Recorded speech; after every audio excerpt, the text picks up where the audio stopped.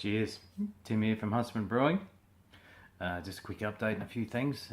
Been a while since I've done any homebrew videos. Been relatively busy shifting countries and having another child and doing all that juggling work. Anyway, hopefully I can produce a few more quality videos coming soon, with the initial shifting and the baby getting a little bit older, and he's 6 months now, and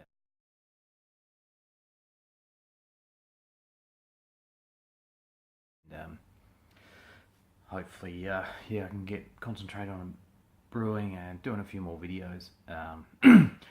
Anyway, cheers. I'm drinking a Spearhead Cricketer's Arms Pale Ale, 5.2%.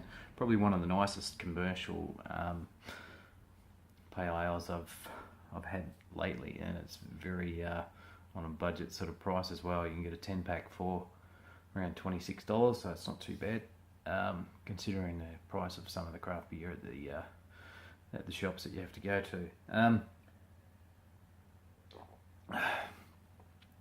So where to start? So let me just talk about, I've done a couple of brews lately. The latest one I've done is the my Dankititus Redox, I'm calling it Redox. So it's both red IPA and also Redox is abbreviation for reduced oxygen, using the fermentosaurus and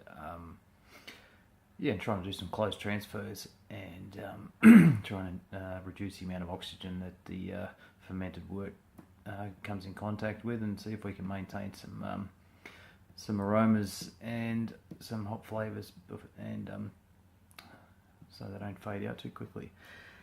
I've also done an amber recipe that was shared from old Gash.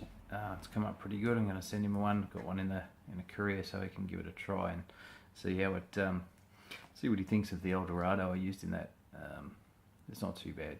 It's not a bad style. I quite like the beer, and anyway, I wait for see what he says. What else is going on?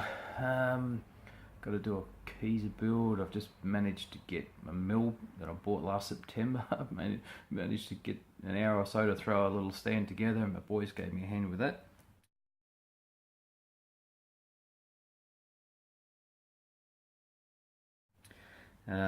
They decorated for me as well. It was always two bigger boys. They came out, taught them how to use the drill properly, and that was quite good, spending some time and also getting something put together there. So be able to do some more ad hoc brewing. Then once I get the stockpile of grains up, I can measure them out and mill them and brew as I need, rather than depending on a homebrew shop to get supplies and mill the grain for.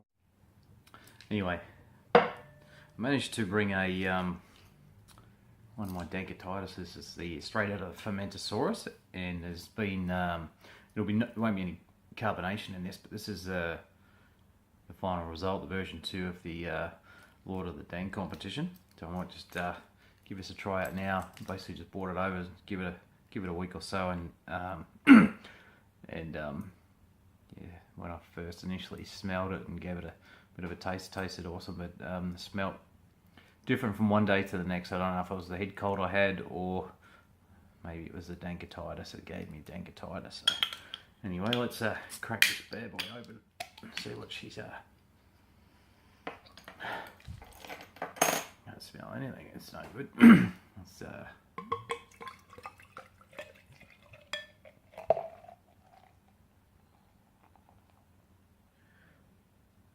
She's come up pretty clear though. You can see that. I don't see my ugly scone through there. Let's get a sniff on it.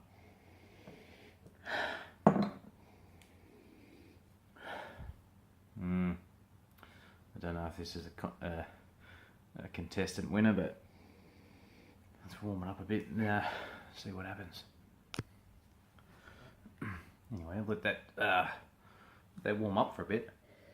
It does smell a bit piney, bit of resin. I'm a bit disappointed actually. Anyway, I'll see what happens. I'm probably my own worst critic on these types of things. So, tastes pretty good though.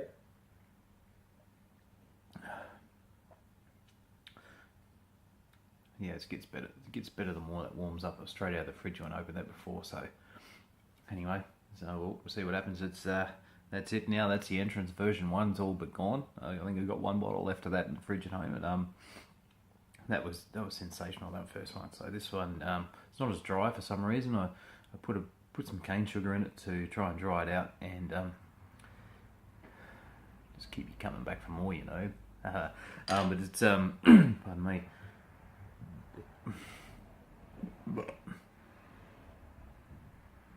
It's not too bad. It's quite clear, very clear. In fact, it's straight out of the fermenter. I'm surprised that the it's holding a bit of a head there, and there is some bubbles streaming up on this from the bottom. You can't really see that, but it was under pressure for about between 6 and 10. It varied the first time fermenting under pressure, so yeah, it has retained some of that carbonation, which is good. But I've got a keg of it, almost a keg of it at home in the fridge under pressure, so hopefully it comes out a bit better than this one. Yeah. Anyway, stiff shit. What do you do? Onward and upwards.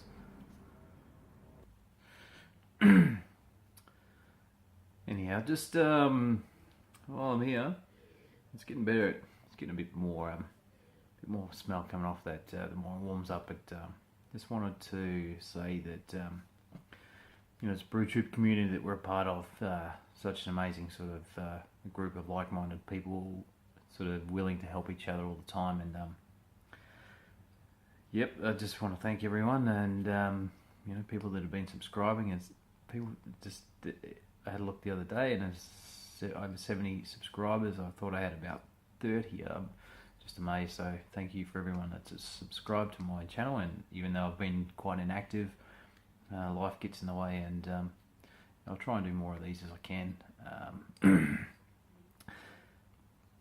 I don't really know what I'm doing.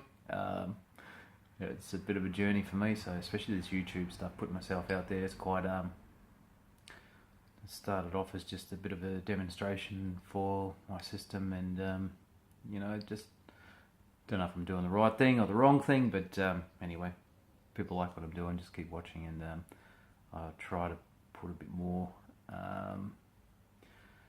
detail and stuff in around what I do and how I do it, and what I got going on at home. But I'll put some footage on of this latest brew I've done, and yeah, I won't go into just every time putting the same sort of thing on, you know. I think you've seen it once, you've seen it 100 times, so there is some other stuff I'd like to point out when I get back home, and I'll do some other videos on you know, my chiller and the system I've got going on at the moment, and how I'm just trying to make some modifications, trying up the efficiency numbers. It seems I normally do 55 litre batches and dispense out of a 50 litre keg. I've